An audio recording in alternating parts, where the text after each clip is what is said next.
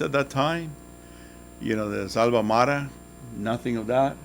The Bloods and Crips, they did existed at Lock High. I remember I used to watch the big fights between, races. It was, really bad, and distasteful, of course, but I I was born in Nicaragua, and I lived there for 20 years. And yes, sir. Yeah. Oh, like what college did you go to? Yeah, I was going to tell you that, right? Yeah. I came here when I was 20 years old, and I had little knowledge of English, so I had to learn it. Uh, I always thought that education was a dream maker. I never thought about my mother. I grew up without a father. My mother died when I was 16 in an auto accident, so I was left alone. And I was fortunate that my mother's sister picked me up. But I never forgot her dreams. She said to me, "Education is a dream maker. Have faith on it," which I did. Yes. So when your mother passed, did you ever think about getting into any gangs where you lived at? You know what? No. You know why? Because of what I just said. She always told me, education is a dream maker. And I have faith on that. And ever since, I went to school, I finished my school. I was given a scholarship for the best high school in Nicaragua. And I came here with a big dream, to become a professional, to make it, which I did, you know. Easily, I could have lost my life in El Barrio, okay? Easily. I could have become a delinquent, a nobody, basically, and work for pennies and whatnot. You're here because there's a purpose for each one of you. That you can make it, you can make it. Don't let anybody tell you otherwise. Yes. What motivates you to keep going forward through all the steps you've been going through? You know, I grew up in a city where there was a mixing of rich people and poor people. Okay, if anybody here has seen Tijuana or any country, any city in Mexico, just like that. That's the kind of city I grew up. And I saw part of my family had money, and me, I didn't have any money. My mother was alone, and I noticed, how humiliated at times I was by my own family. They used to tell us, that we're no good, that we're going to be losers. I used to see around me, people that had a profession, that were doctors, lawyers. They had good things in life. And that motivated me to say, you know what? I like those things. There's nothing wrong with liking those things, right? And I want to get there. And how do I get there? Well, I knew that they were professional. They were doctors, lawyers, engineers, and even within my own family. And I said, you know what? I'm going to make it. No matter what, but I'm going to make it. And I did. I worked hard. I lost my mother easily. I buried her, the third day after she died. The following day, I went back to school because I had that faith, that dream that she told me.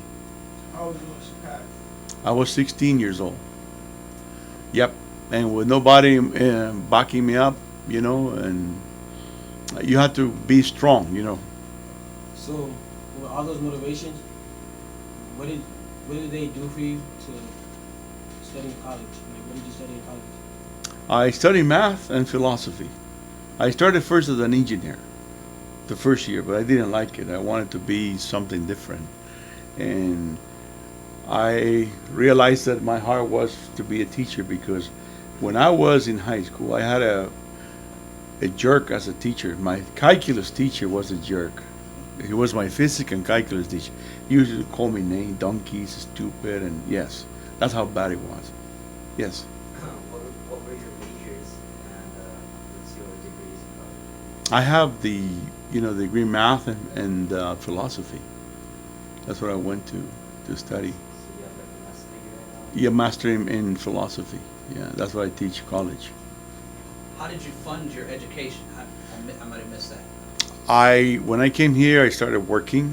I was my two brothers were, so we established our community. The three of us were rented a home, and Each one of us had a job. I got a job after 6 months, and they already had jobs, and they went to college. They went to Cal Poly Pomona. They are engineers, in fact. They graduated as engineers. And so, hey, we had to work. Yes. Did you pay for the college like out of your own money? Yeah, out of my own money. I took up about $10,000 in loan, which I already paid, But then after 4 years, I got married, and my wife and I, she helped me a lot to go through college. And that was a blessing, we had families and, 2 boys, and we worked hard for that, it wasn't that easy, nothing that you get here is free. You have to work hard, Yeah, our director said that too. He said, we all get opportunity, but unfortunately, sometimes opportunity comes dressed in work clothes and a long day's work or a hard Yeah. day's work. How did you avoid gangs? You mentioned white fence, and I think out here there was... I was a teacher by then. I was a teacher in East Lake College. I mean, in ELAC. I started at Griffith Junior High. I worked there for 5 years, and then I went to Garfield. But I had quite a few homies, in my classes. The homeboys, yeah. Did you ever, and I don't mean to dominate this, you guys jump in at any time, but how many did you see? Did you see it like it is now, people getting shot every day, or some of No. the students? The way of life for the homies was different there. They took care of things, with a fist or maybe with a knife, but there were no guns, hardly any guns. And I remember that they used to come to my class, that they had knife, but I played cool, yeah. So do you think the game banging from now, when guns are shooting and stuff, do you think it's different from the olden days? Oh yes, definitely. There's more violence now. They're more punitive. They're more indiscriminatory. I mean, they just shoot for the hell of it. So So you're saying that the gangs now are truly trigger happy, right? Yeah, exactly. They're really Right. trigger happy, like when they get a gun. Right. Even a bad look will kill you nowadays. Over there, you look. What are you looking at me? You said it with the fist. Yes.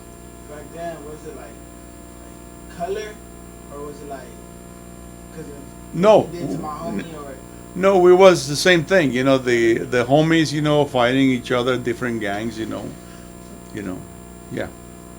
Why did you choose to work with juvenile delinquents like us? No, that was part of teaching in East LA. That was it. Garfield is a... Garfield it's a High, regular yeah. school, regular high school. Yeah, it's in the hardcore barrio.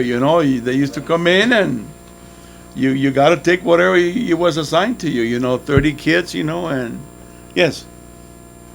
Yeah, go ahead. Yeah. Did you play any sports in high school to keep you? Yeah, I played basketball, varsity basketball, and indeed I got for the last 3 years in high school, I got a scholarship because I went to a private academy, in high school.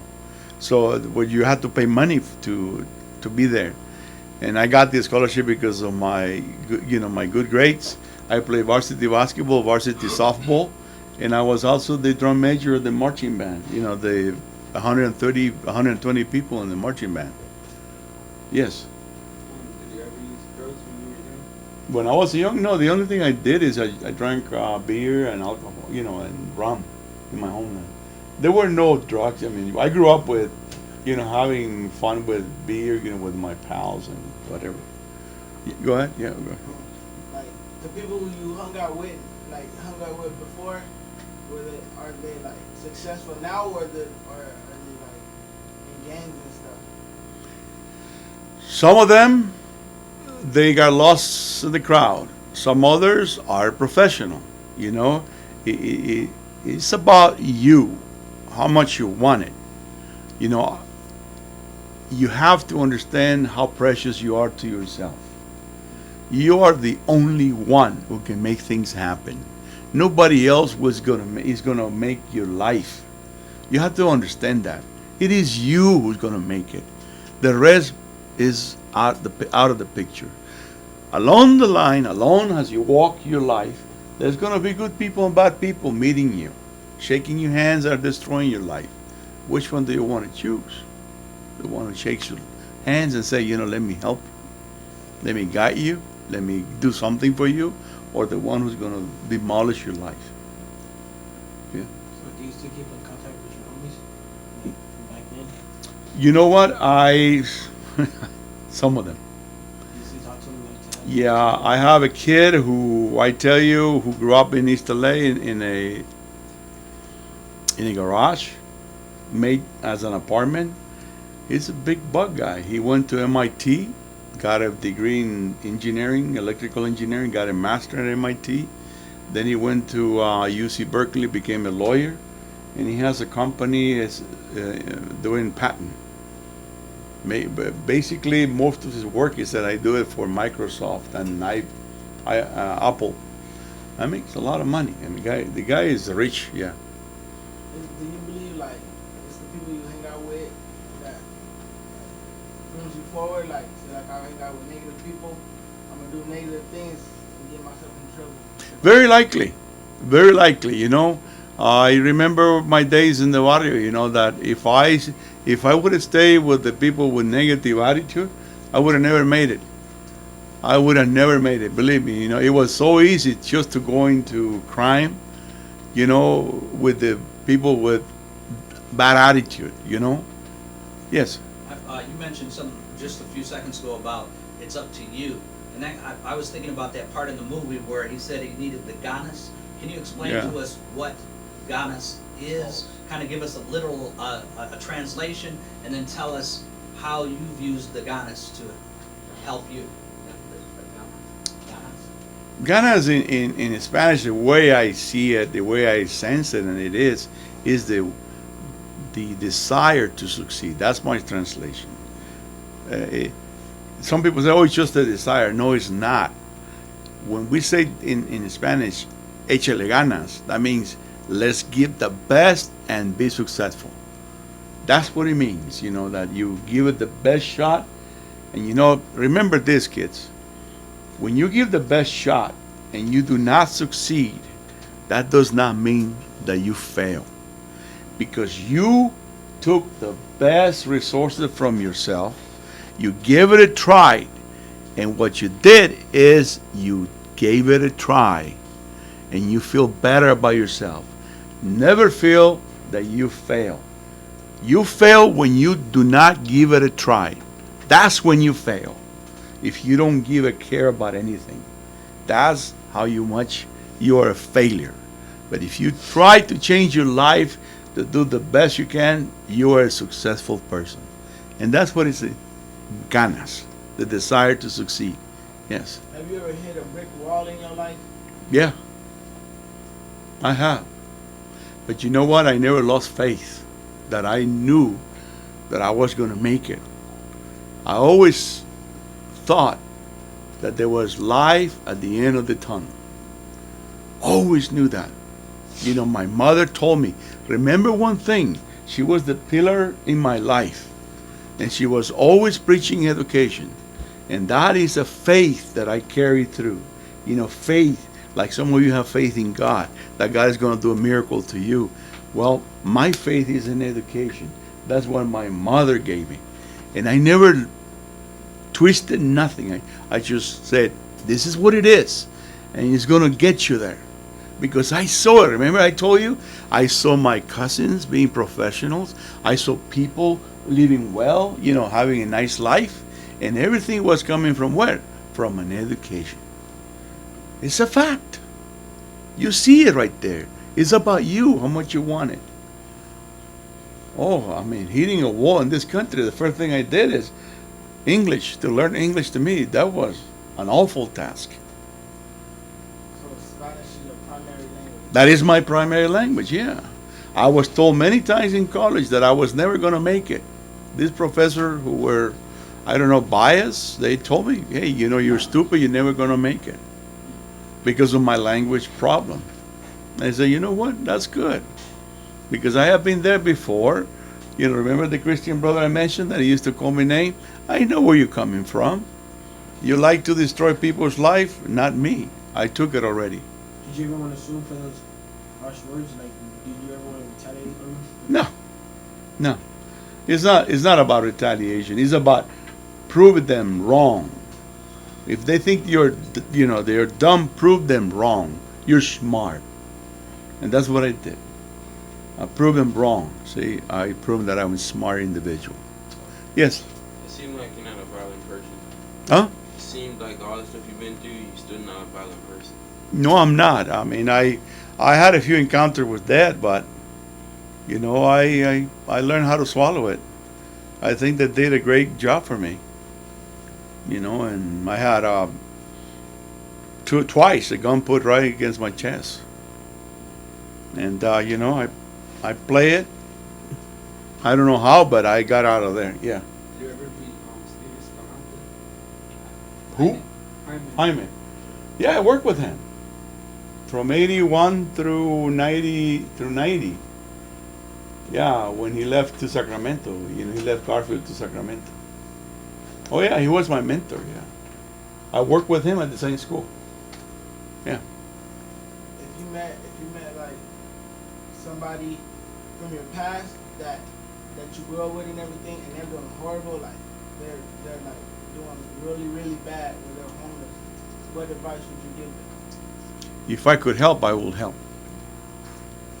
In any respect, you know, I mean, if I could make a difference, I'll do it. There's no, you know, I cannot walk away from somebody suffering. You know, it's part of me. You know, I suffered a lot. You know, and along the way I found people who helped me. You know, it's just what it's called karma. Somebody gives you a hand, then pass it on. Help somebody else whenever you're in need. Yes, sir. So, what is your meaning to come here and speak to us and address to us? What is what? Like, why are you here for to talk to us about, like, you know what I'm saying? Like, Well, first I'm here because Mr. Wright invited me to be here. He knew about my past. He knew about my relationship with the movie Stand and Deliver, you know, Jaime Escalante. And he knew about my connection with barrio kids and, you know, and troublesome kids. You know, I had a great pleasure to serve them, to teach them, you know. In fact, you are the kind of kids who opened my heart. I mean, you did the best to me. I learned how to be human. You know, my homies, you know, they taught me to be human. You know, when the first day of teaching, this jerk told me, I was replacing somebody in the classroom, don't worry about teaching these kids. They will never learn. They cannot learn, and they're lazy. And he said, you know what are you doing here then? These are human beings who deserve to be treated as human beings, to be taught the way we have to teach, to be taught the way we teach our kids, our own kids. And that's what I embraced. By looking at this, you know, barrio kids and little kids at Log High,